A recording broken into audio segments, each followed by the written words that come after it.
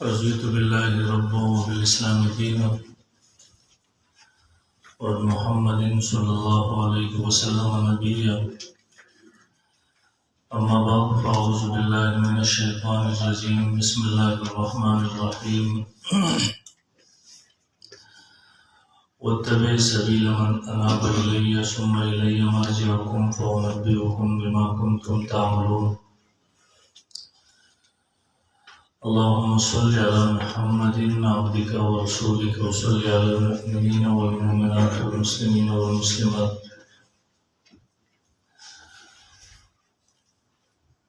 مرکز اہل سنت والجماعت سرگودا کے ہم سفر اور ہم عقیدہ طلباء ساتھیوں،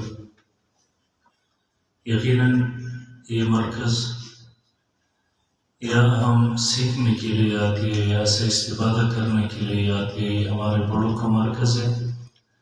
ہم یہاں آنے کو اپنے لیے سعادت سمجھتے ہیں یا پڑھانے کے لیے نہیں آتے. کل میرا گجرات کا سفر تھا تو ارادہ تھا کہ مرکز میں حاضری دوں گا. اللہ گواہ ہے میں جب بھی یہاں آتا ہوں تو کبھی بھی یہ نیت نہیں ہوتا کہ میں یہاں پڑھاؤں گا، کیونکہ ہم نے یہاں سے سیکھا ہے. متکلم اسلام حضرت مولانا محمد الیاس گومن صاحب دامت برکاتہم العالیہ وحفظہ اللہ، جہاں انہوں نے نئی نسل کو ایک جرأت دیا ہے، ان کو طریقہ کار سکھایا ہے اور بتایا ہے. تو ہم بھی ان لوگوں میں سے ہے. تو میرے بات کا مقصد یہ تھا کہ یہاں ہم پڑھانے کے لیے نہیں آئے تھے، ہم یہاں سیکھنے کے لیے آتے ہیں، استفادہ کرنے کے لیے آتے ہیں. مجھ سے پہلے حضرت مفتی صاحب نے میرے بارے میں اپنے حسن ظن کا اظہار کیا. میں اللہ تعالیٰ سے دعا گو کہ اسی طرح ہو جائے، میں ہو نہیں اس طرح. بہرحال میں چند باتیں آپ کے سامنے عرض کروں گا، لیکن اس سے پہلے بطور معذرت کہوں گا کہ چونکہ ہمارا زبان پشتو ہے، ہماری دروس ہمارے بیانات ساری چیزیں پشتو میں ہوتے ہیں، اس لیے آپ میرے مقصد اور مطلب پر نظر رکھیں، میرے الفاظ پر اور میرے اردو گرامر پر نظر نہ رکھیں.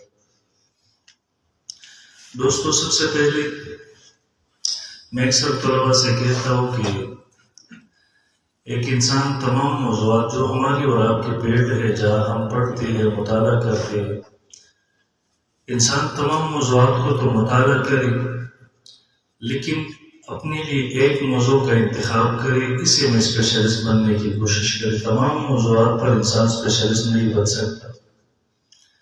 مطالعہ تو تمام موضوعات کا کرنا چاہیے اور ضروری بھی کہ ہر موضوع پر انسان کی نظر جو مناظرہ کے میدان سے تعلق رکھتی ہے، تحقیق کے میدان سے تعلق رکھتی ہے، ان لوگوں کے لیے ضروری ہے کہ تمام کتابوں کا مطالعہ کرے اسی عنوان پر، اسی موضوع پر. جو فرق باطلہ کے خلاف ہمارے اکابر نے کام کیا ہے، جو کتب لکھی ہے، ہم ان سب کو اپنے مطالعہ میں رکھیں تو کم از کم ایک مرتبہ تو ضرور ان سب کا مطالعہ کرنا ضروری ہے. لیکن ان سب میں اگر آدمی چاہے کہ میں اسپیشلسٹ بنوں تو یہ ممکن ہی نہیں. انسان ایک موضوع کا انتخاب کرے، پھر اس میں مسلسل مطالعہ کرے اپنی کتابوں کا. جب اپنے دلائل اس کو ازبر یاد ہو جائے اور مخالف کی دلائل کے جوابات، ان کی اشکالات، اعتراضات، یہ ساری چیزیں وہ سیکھ لے، اس کے بعد ان کی کتب کا مطالعہ کرے. تو میرے بات کا خلاصہ یہ ہے کہ مطالعہ تو سارے موضوعات کا کرنا ضروری ہے، لیکن اسپیشلسٹ صرف ایک موضوع پر ہونا چاہیے. انسان کوشش کرے ایک موضوع پر تو اللہ تعالیٰ کسی کا اجر ضائع نہیں کرتا. دوسرے نمبر پر ہمارے طلباء عموماً پوچھتے ہیں کہ ہم کیا مطالعہ کریں. تو سب سے پہلے میں جو اپنے طلباء کو مشورہ دیتا ہوں، اپنے اکابر کی کتب کا مطالعہ کریں ان عنوانات پر. ہمارے لیے آج کل امام اہل سنت شیخ صبر حسن صدر صاحب نور اللہ مرتضی کی تمام کتب کا ایک مرتبہ نہیں، کم از کم 2-3 مرتبہ مطالعہ کرنا بہت ضروری ہوتا ہے. حضرت شیخ کی کتاب علمی ہے، اس میں تحقیق بہت زیادہ ہوتے ہیں. ابتداء جب آدمی اس کو مطالعہ کرتے ہیں تو انسان بور ہو جاتا ہے، لیکن جب کسی فتنے سے آپ کا واسطہ پڑ جائے تو آپ پھر امام اہل سنت کی کتابیں دیکھنا، اس کا مطالعہ کرنا، پھر انسان کو اس میں مزہ آ جاتا ہے اور انسان کے دل سے باختیاری حضرت امام اہل سنت کے لیے دعائیں نکلتے ہیں کہ امام اہل سنت نے اس عنوان پر کیسے زبردست کام کیا ہے۔ میں اکثر طلبا کو کہتا ہوں کہ دلائل کی دنیا میں امام اہل سنت کا جواب آج تک کسی نے نہیں کیا۔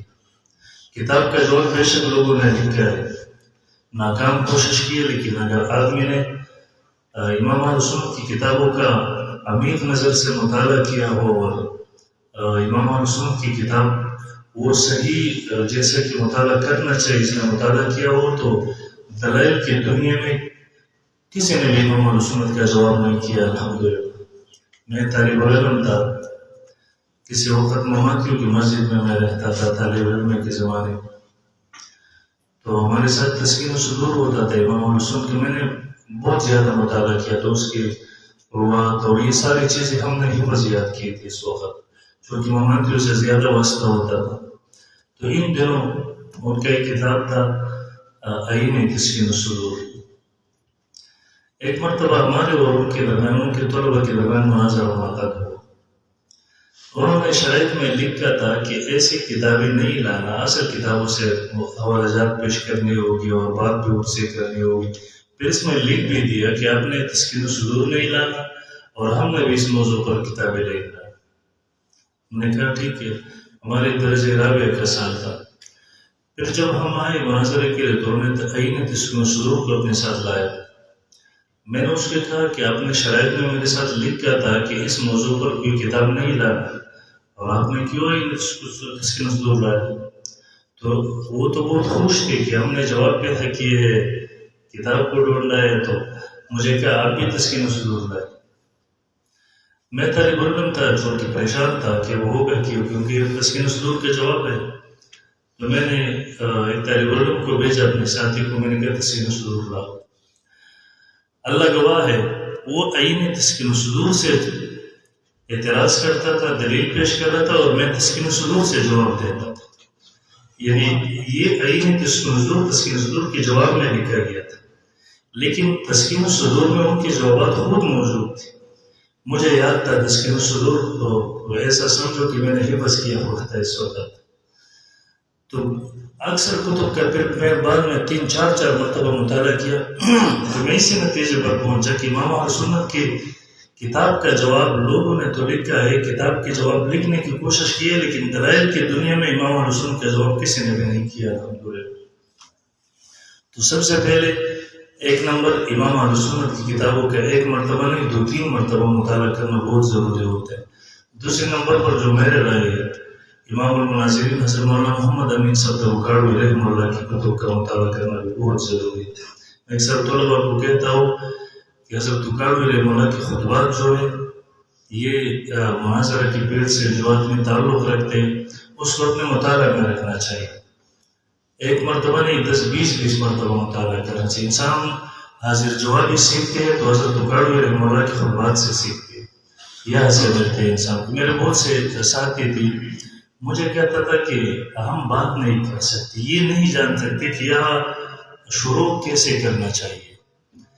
کوئی آیا میرے پاس، وہ سوالات کرتے ہیں یا کسی فتنے سے متاثر ہوئی، ان سے بات شروع کرنے کا طریقہ کار کیا ہے، ان کے سوال کا جواب کیسے دینا ہے۔ تو میں نے کہا، مجھے کہا یہ چیزیں ہم کیسے سیکھیں؟ میں نے کہا اگر یہ ساری چیزیں آپ نے سیکھنا ہے کہ کسی محفل میں بات شروع کیسے کرنا ہے۔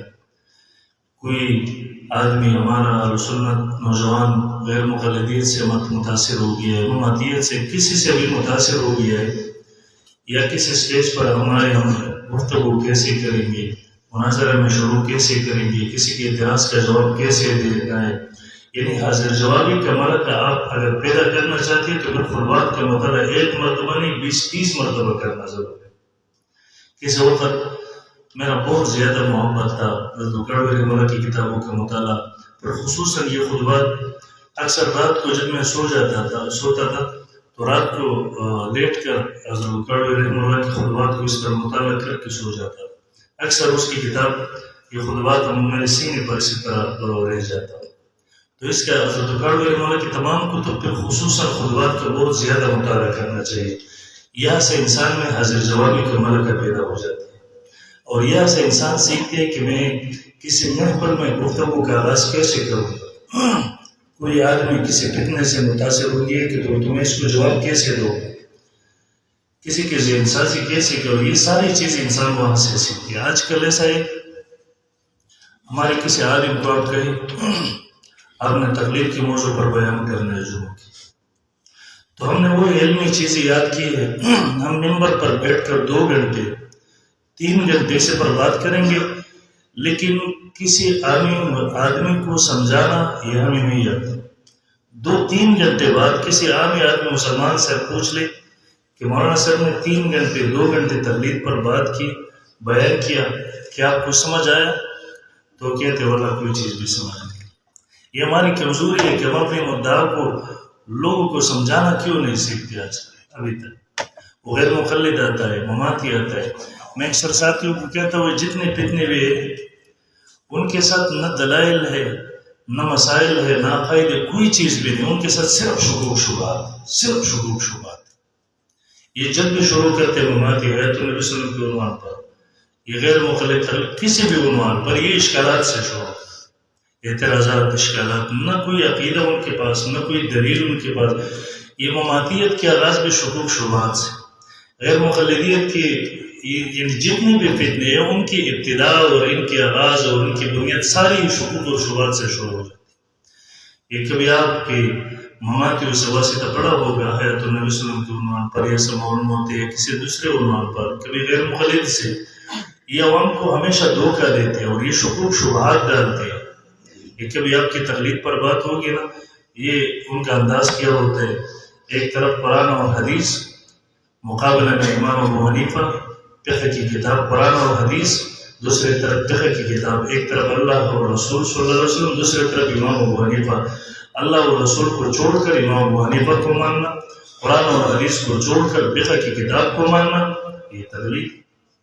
اب ان کا انداز ایسا ہی ہوتا ہے، کسی مماتی سے آپ کو واسطہ پڑ جائے تو ان کا انداز یہی ہوتا ہے کہ یار تمہارا نبی زندہ ہے، جی زندہ ہے، تو پھر زندہ نبی کو تم نے مٹی کی گھڑی میں کیوں دفن کیا؟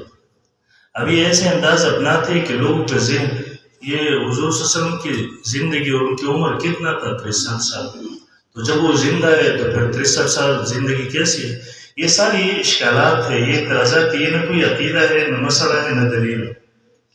اب اگر ہم انداز نہیں سیکھیں گے، یہ نہیں سیکھیں گے کہ ہم نے عوام کو کیسے سمجھانا ہے اپنی بات کو، یہ ہم کہاں سے سیکھ لیں گے؟ جب حضرت بخاری رحمہ اللہ کو ہم مطالعہ کریں گے، ان کے تجلیات کو، خصوصاً ان کے خطبات کو، تو ہم یہ نہیں سیکھ سکیں گے۔ یہ ہم سیکھیں گے تو یہاں سے سیکھیں گے۔ میں نے خود جس حد تک سیکھا ہے تو یہاں سے، میرا اکثر طلباء کو اپنے ساتھیوں کو پڑھاتا ہو یا ان کو سمجھاتا ہو تو میرا انداز ہوتا ہے سب سے پہلے ہر مسئلے پر سب سے پہلے ہم عوامی انداز کو سیکھتے ہیں۔ ہم نے کبھی بھی عوام میں جا کر علمی تعریفات کو ان کو نہیں سمجھانا۔ جب بھی بات کرنا ہو تو ہم عوامی انداز میں حتی الوسع کوشش کریں۔ میں کبھی طلباء کو آداب مناظرہ میں سمجھاتا ہوں کہ کوشش کریں کہ بات حتی الوسع عوامی انداز میں کریں، کیونکہ عوام نہیں سمجھ سکیں گے وہ علمی انداز اختیار کریں گے۔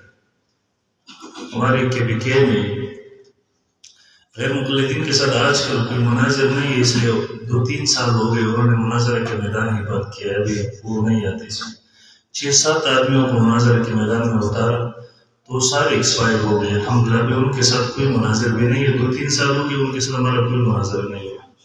یہ مماتیوں کے ساتھ آج کل بہت زیادہ ہے، تو یہ ایک آدمی کو میدان میں اتارتے، جب وہ ایکسپائر ہو جاتے تو دوسرے کو اتارتے۔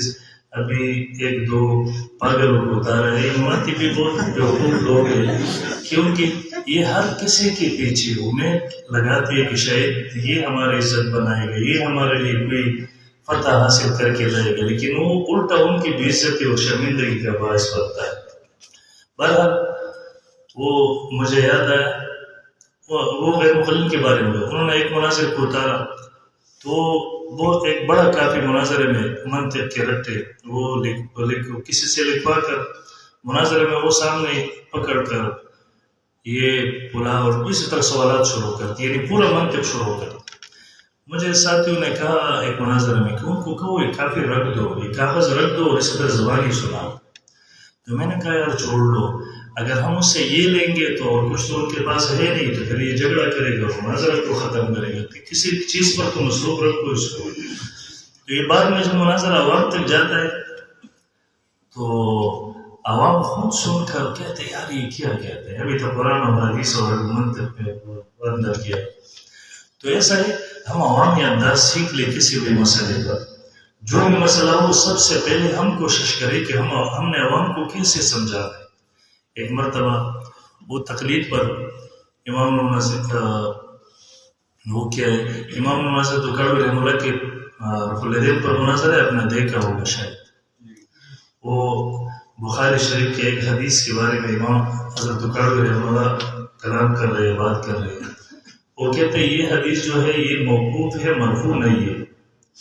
اسی مناظر میں اگر ہم یہ کہتے کہ یہ موقوف ہے مرفوع نہیں تو ہم کیسے سمجھیں گے مرفوع کیا ہے موقوف کیا ہے. تو حضرت کڑوی رحمہ اللہ کا انداز کیا ہے، وہ کہتے ہیں امام ابو داؤد رحمہ اللہ نے امام بخاری رحمہ اللہ کی زندگی میں یہ نشاندہی کی تھی کہ یہ سرے سے اللہ کے رسول کی حدیث ہے ہی نہیں. اب یہ انداز سمجھے عوام، وہ کہتے واہ واہ واہ واہ.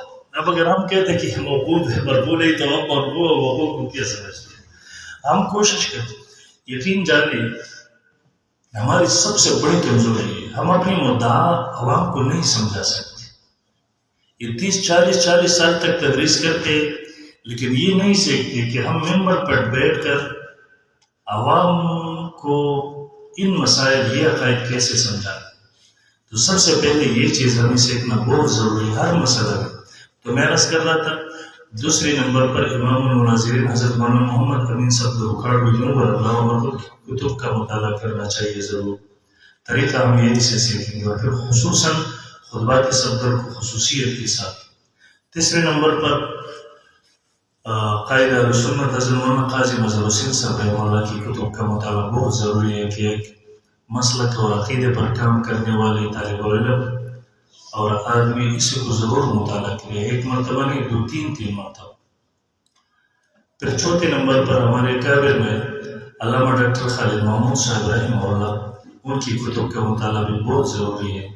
5ویں نمبر پر مولانا نور محمد تونسی صاحب رحمہ اللہ، جو ہمارے پیڑ ہے جن فتنوں سے ہمارا مقابلہ ہے.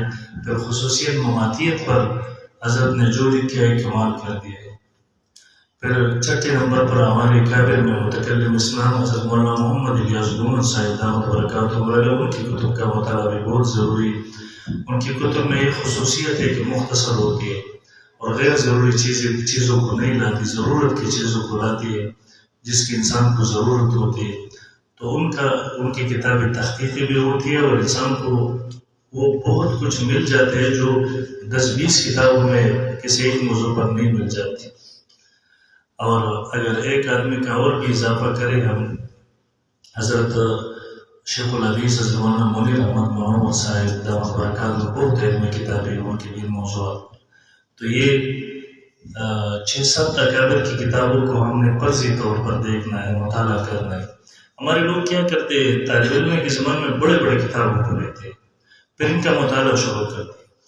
پھر ایسا ہوتا ہے مشکل کہ اپنے عقیدہ کو سمجھا نہیں، دیکھا نہیں، کسی کتاب میں کیا دیکھا، کسی میں کیا دیکھا، کسی بھی میڈیا کے سامنے بیان کرنا شروع کر دے، اسے سے گمراہی شروع ہو جاتی. دیکھیے کتابوں میں کیا کچھ نہیں لکھا ہے. ایک عالم نے اس پر بھی رسالہ لکھا ہے کہ فرعون شہید ہو گیا. مسلمان کی کتابوں میں کیا کچھ نہیں لکھا ہے. تو سب سے پہلے تو اپنا عقیدہ سیکھ لو. یہ عقیدہ آپ کیسے سیکھ لیں گے، کہاں سیکھ لیں؟ اپنے اکابر کی کتب میں، خصوصاً ان اکابر کی. پھر مخالف کے اعتراضات آئیں گے، شکوک آئیں گے، شبہات. جب آپ ان کتابوں پہلے والی اکابر میں تو ساری چیزوں کو نقل کیا ہے، کتابوں میں لکھ دیا ہے، وہ تو اہل علم کا زمانہ ہے. تو آپ صحیح اور غلط کا تمیز کیسے کریں گے جب اکابر کی کتابوں کا آپ نے مطالعہ کیا؟ تو سب سے پہلے ضروری ہے کہ ہم اپنے اکابر کو مطالعہ کریں، ان کی کتابوں کا عمیق نظر سے مطالعہ کریں، اپنے عقائد کو سیکھ لیں. پھر اس کے بعد ہم عمومی مطالعہ شروع کریں. یہ کوئی کمال نہیں. میں نے فتح الباری کو 10 مرتبہ مطالعہ کیا، میں نے فلاں کتاب کو 20 مرتبہ، اور اپنے عقیدے کو پتہ نہیں ہوتا. تو اس لیے ضروری ہے کہ سب سے پہلے ہم اپنے اکابر کے، پھر خصوصاً جن حضرات کا میں نے نام لیا ان کی کتابوں کا ضرور مطالعہ کرو، خرید لو اور مطالعہ کرو۔ پھر ایسا ہوتا ہے، اصل ہمارا ساتھی کہتے ہیں کہ یار ہم مطالعہ کرتے ہیں لیکن ذہن میں نہیں آتا، ہم کتاب کو مطالعہ کرتے ہیں، دیکھتے ہیں لیکن وہ یاد نہیں رہتا۔ یہ ایک شیطان کا وسوسہ ہوتا ہے۔ جب آپ شروع کریں گے، سب سے پہلے میں طلباء کو کہتا ہوں کسی کتاب کو خریدنا ہے تو سب سے پہلے کتاب کا نام اور موضوع دیکھنا چاہیے، بلکہ میں تو اس سے پہلے بھی کتاب کے لکھنے والے کو دیکھتا ہوں، مصنف کون ہے، کس عقیدے اور نظریے کی یاد میں۔ حکیم الامت حضرت مولانا صاحب علی تھانوی نور اللہ مرقدہ نے لکھا ہے کہ فتنے کی اس دور میں ایک مسلمان چاہتا ہے کہ میرا ایمان اور عقیدہ نظریہ محفوظ ہو، تو حکیم الامت نے لکھا ہے کہ اس آدمی کو ہر کسی، یہ میرے اور آپ کے لیے نہیں، عوام کے لیے ہے، اس کو ہر کسی، اس کے لیے ہر کسی کی کتاب مطالعہ نہیں کرنا چاہیے، چاہے قرآن مجید کی تفسیر کیوں نے لکھا، ہر کسی کے بیان اور درس نہیں سننا ہے، چاہے وہ قرآن کی تفسیر اور درس کیوں ہو۔ سب سے پہلے دیکھنا چاہیے یہ کون سے دین والا ہے، کیا عقیدہ نظریہ ہے، سب سے پہلے اس کے عقیدہ نظریہ مسلک دین اور مشرب دیکھنا چاہیے، اس کے بعد اس کے درس اور اس کی کتاب کو دیکھنا چاہیے۔ ہمارے لوگوں کا اشکال یہ ہوتا ہے، بس ہمیں اللہ تعالیٰ نے عقل دی ہے۔ ہمارے پشاور میں ڈاکٹر صاحب ہے، میرا ساتھی ہے، وہ میرے پاس آیا، 5-6 ڈاکٹر اس کے پاس اور بھی تھے، تو مجھے کہتا ہے کہ ایک آدمی کے بارے میں پوچھا کہ اس کے بیانات سننا کیسے، میں نے کہا آپ ڈاکٹر صاحب نہ سنیں اس کو۔ مجھے کہتے کیوں؟ میں نے کہا ان کے بیانات میں اکثر ایسی باتیں ہوتی ہیں آپ کو پتہ بھی نہیں چلے گا اور آپ کی ایمان کے زوال کا سبب بنے گا۔ مجھے کہتے ہیں کہ اللہ تعالیٰ نے ہمیں عقل دیا ہے، سنیں گے، صحیح بات کو لیں گے اور غلط کو چھوڑیں گے۔ تو میں نے کہا ڈاکٹر صاحب شیطان جب ہمیں گمراہ کرتی ہے تو سب سے پہلا قدم یہی سے ہوتا ہے، آپ کیسے سمجھیں گے؟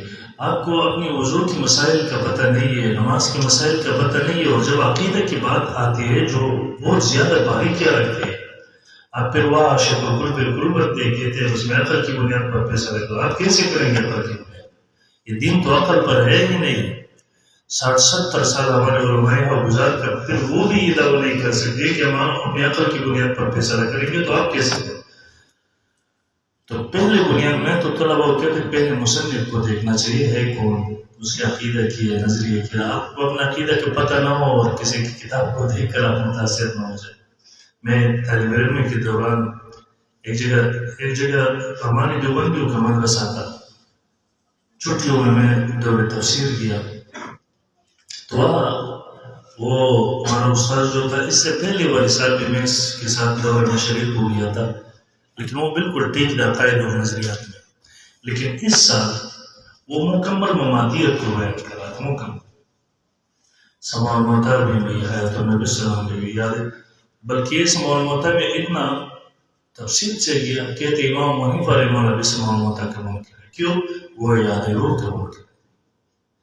میں نے چیک پر 3 سوالات لکھ کر بھیجے، میں نے کہا استاد جی آپ نے کہا کہ امام حنیفہ بھی سماع المعتار کا منکر ہے کیونکہ وہ یاد روح کے منکر ہے، تو یا اتفاق پر میں امام اعظم ابو حنیفہ رحمہ اللہ نے خود لکھے ہوئے یاد الروح العبد فی قبر حق۔ پھر میں نے 2-3 سوالات اور بھی کیے، میں نے کہا جو آپ نے فرمایا کہ الموتیٰ سے مردے مراد ہیں، تو اگر اس سے واقعی مردے مراد ہے تو اجاب المقبرین کے کیا مطلب؟ پھر تیسرا سوال میں نے لکھا کہ آپ نے کہا کہ تشبیہ ہے تو مشبہ اور مشبہ بھی میں مجھے تشبیہ ایک ہونے چاہیے، ایک نہیں ہے، کیونکہ ایک طرف تو آپ کہتے کہ مردے نہیں سنتے، دوسری طرف آپ پھر یہ نہیں مانتے کہ ابو جہل زندہ کافر بھی نہیں سنتے، کیونکہ وہ تو سنتا تھا لیکن اس کو فائدہ نفع نہیں پہنچتا تھا، کیونکہ وہ قبول نہیں کرتے، ایمان نہیں لاتے۔ تو میں نے کہا یا تو دونوں جگہ مانو کہ نہیں سنتے، یا دونوں جگہ مانو کہ وہ سنتے ہیں لیکن اس کو فائدہ نہیں پہنچاتے۔ تو جب چٹ دیکھا کہتے کس نے لکھا ہے، 2-3 مرتبہ کا میرا ربیع کا سال تھا، امام اہل سنت سے ہم نے اس وقت بیعت بھی کیا تھا، ان کی کتابوں کا بہت زیادہ مطالعہ بھی کرتا تھا، تو یہ چیزیں ہمارے زیر باس رہتے تھے ایک ساتھ۔ تو پھر میں اٹھ گیا، کہتے ہیں آپ یہ کیا لکھا ہے؟ میں نے کہا استاد جی یہ لکھا ہے، کہتے بس جاؤ آپ جوابات سنو۔ تو پہلے کا جواب کیا کہ جو امام اعظم ابو حنیفہ کی کتاب کا حوالہ آپ نے یہ ضعیف ہے، بس اتنا جواب. پھر دوسرے کا جواب کیا کہ آپ نے کہا اذا والمبرین کا کیا مطلب، تو اس کا تعلق موتا سے نہیں بلکہ سم سے ہے. تو پھر میں نے دوبارہ چیک لکھ کر بھیج، میں نے کہا پھر ترکیب کرو. ان کا لفظ موتا تو ہمارا دلیل ہے، وہ کہ تو نہیں ہے. ان کا لا تسمع الموتا ولا تسمع صم الدعاء، آپ مردوں کو نہیں سنا سکتے اور نہ آپ ان کو نہیں سناتے. کب نہیں؟ اذا ولوا مدبرین، مشروط ہے جب وہ پھیر کر چلا جائے، یعنی جب وہ خود نہیں سننا چاہتے. ایک زندہ آدمی ہے، میں اس کو سنانا چاہتا ہوں، یا سننے کی نفی نہیں ہے، سنانے کی نفی ہے، اور سنانے کی نفی بھی مطلقاً نہیں ہے، مشروط ہے. ایک زندہ آدمی ہے، میں ان کو کچھ سنانا چاہتا ہوں لیکن وہ نہیں سننا چاہتے، وہ پیٹ کر سیدھا نکل جائے، میں کیسے سناؤں؟ تو یا سنانے کی نفی بھی مشروط ہے. تو میں نے کہا انک لا تسمع الموت ولا تسمع صم الدعاء، یہ تو مطمت ولی ہے، یہ تو جزا مقدم ہے. اذا ولوا بین شرط مؤخر ہے، تو آپ کیسے جوڑیں گے جب موتا سے تعلق بنائیں گے اور سم سے نہیں؟ سم سے بنائیں گے اور موتا سے نہیں بنے تو پھر ترکیب کیسے کریں گے؟ بہرحال تو میں عرض کر رہا تھا کہ سب سے پہلے اپنے کابر، سب سے پہلے مصنف کو دیکھنا چاہیے. دوسری نمبر پر آپ نے کتاب کو لیا، خرید لیا، اس کے فہرست کا مطالعہ کریں. تیسرے نمبر پر پھر کتاب کو شروع کریں. لیکن ہمارا مطالعہ کیسے ہوتا ہے کہ ہم دیکھتے کتاب کو ہے لیکن ہماری ذہن اور ہماری توجہ کسی اور جگہ ہوتی ہے، تو پھر ظاہر بات ہے وہ کیسے ہے. آپ مطالعہ کریں، یہ ذہن سے نکال دیں کہ یہ مجھے حفظ ہو گیا نہیں. ایک مرتبہ آپ صحیح توجہ سے مطالعہ کریں گے نا، جب ایک کتاب آپ توجہ سے مطالعہ کریں گے نا، حاصل مطالعہ اپنے ساتھ نوٹ کریں گے، یقین جانیں آپ کسی کتاب کو بند کر کے رکھ دیں، 10 سال بعد آپ کو ضرورت پڑیں گی کسی بات کی، کسی کتاب میں آپ نے مطالعہ کیا ہو، 10 سال بعد اللہ تعالیٰ آپ کے ذہن میں ڈال دے کہ یہ بات فلاں کتاب میں آپ نے دیکھا تھا، اسی کتاب کی طرف رجوع کرو. ایک مرتبہ مطالعے سے یہ آپ کو بیان حاصل ہو. تو آپ مطالعہ کریں، یہ ذہن میں نہ لائے کہ یہ مجھے یاد نہیں ہوگا اور یہ نہیں ہوگا، وہ یہ شیطان کی وسوسے ہوتا ہے. ضرور کتاب کا مطالعہ کرو. یہ تو ہم نے پڑھا کہ ہم کیا مطالعہ کریں اور کیسے مطالعہ کریں. پھر میں اکثر، یہ میری آواز سمجھ آ رہی ہے آپ کو؟ ہمارے اکثر طلباء پوچھتے ہیں کہ ہم ایک کتاب کو مطالعہ کرتے کہتے ہیں کہ بس ہم نے مطالعہ کر لیا.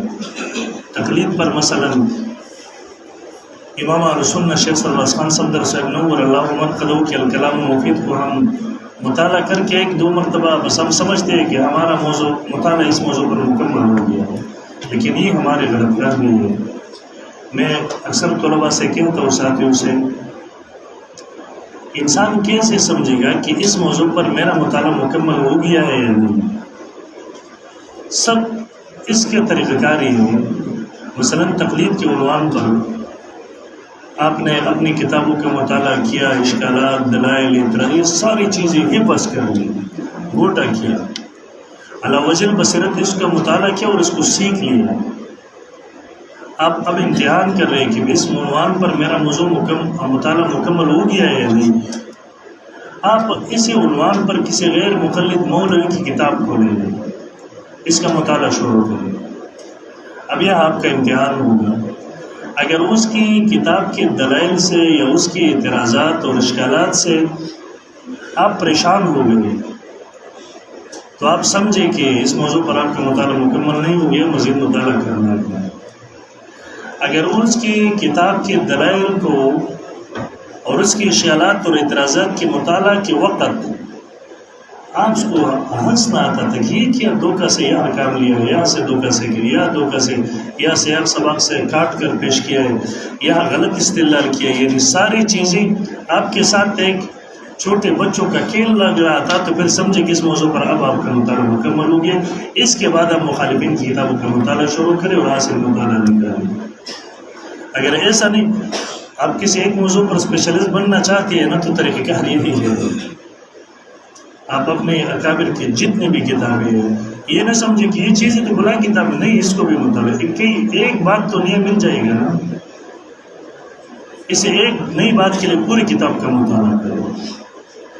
تو یہ بھی بہت ضروری ہوتا ہے کہ انسان سے. بہرحال یہ تو 3 باتیں آپ کے سامنے عرض کرنے، ایک بات اور بھی عرض کروں گا، چونکہ ہمارے اور آپ کا تعلق مسلک کے ساتھ ہے، عقیدہ کے ساتھ ہے، پوری دنیا کی توجہ اور نظر ہمارے اور آپ کے اوپر ہے.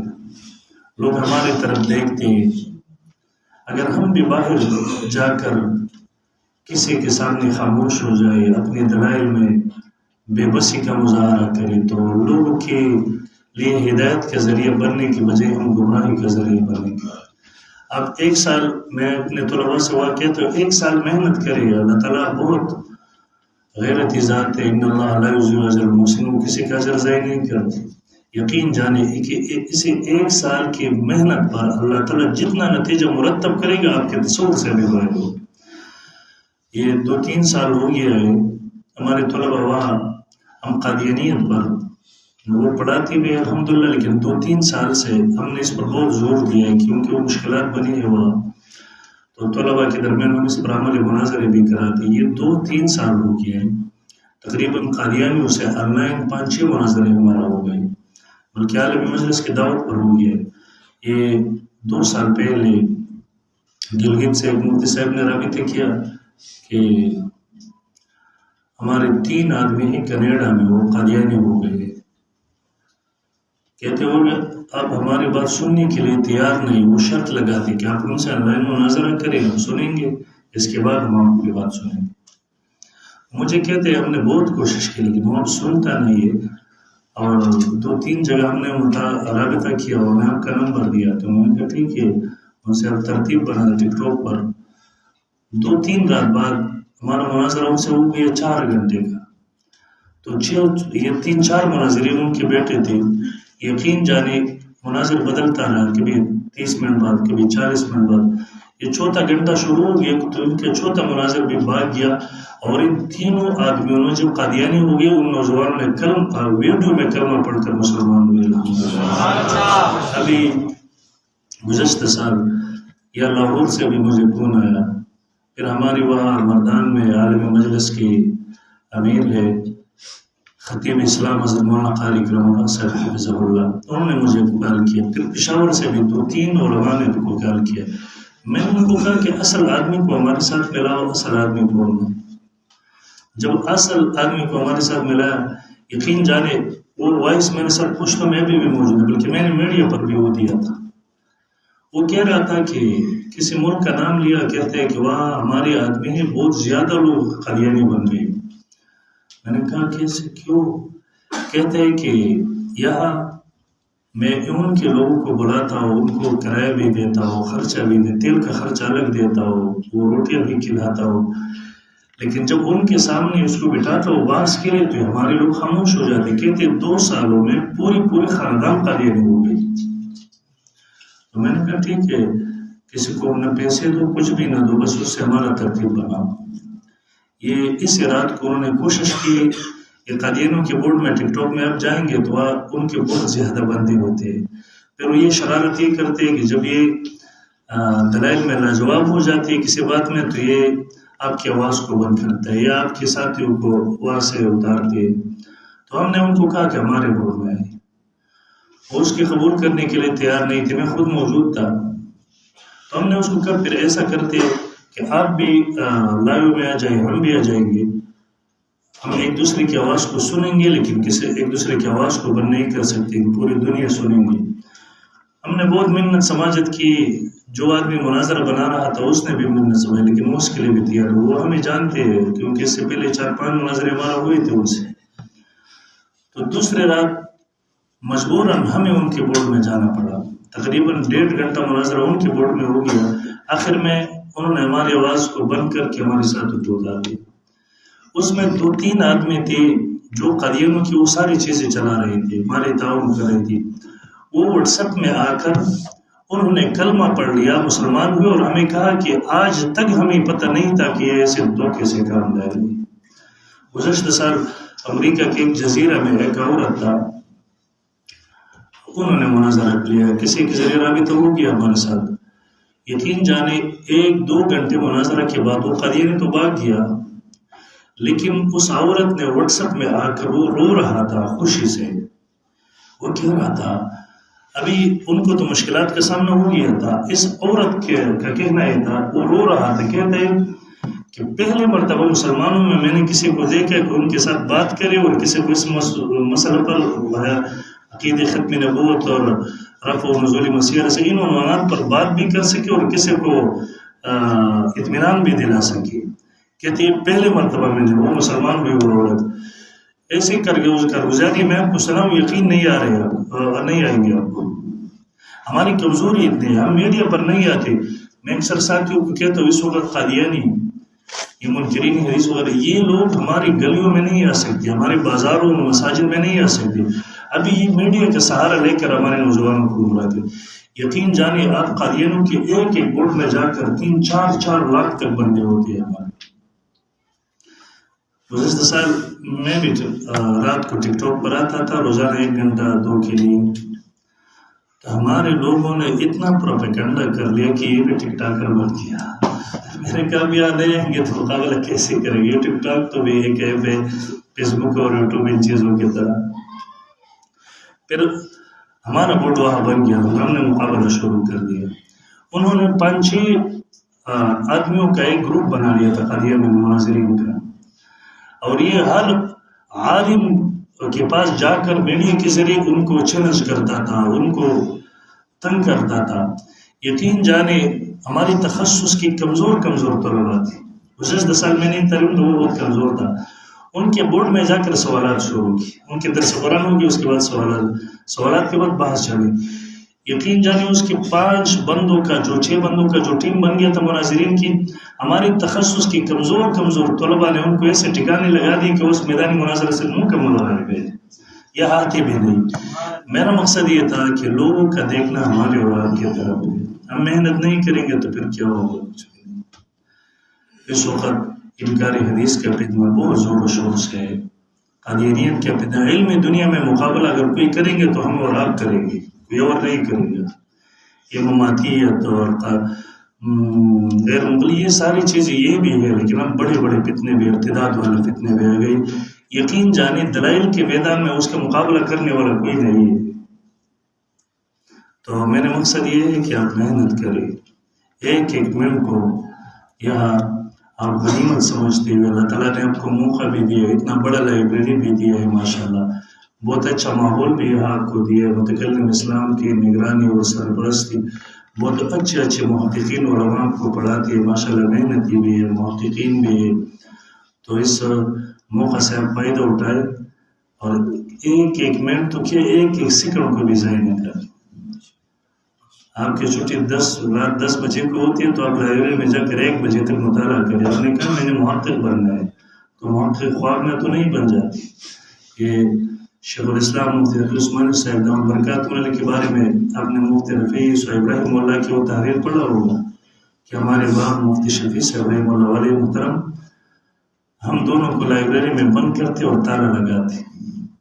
مفتی رفیع عثمانی صاحب رحمہ اللہ نے لکھا ہے کہ میں سو جاتا اور مفتی تقی عثمانی صاحب مطالعہ کرتا تھا. تو آج وہ شیخ الاسلام ہے پوری دنیا کی.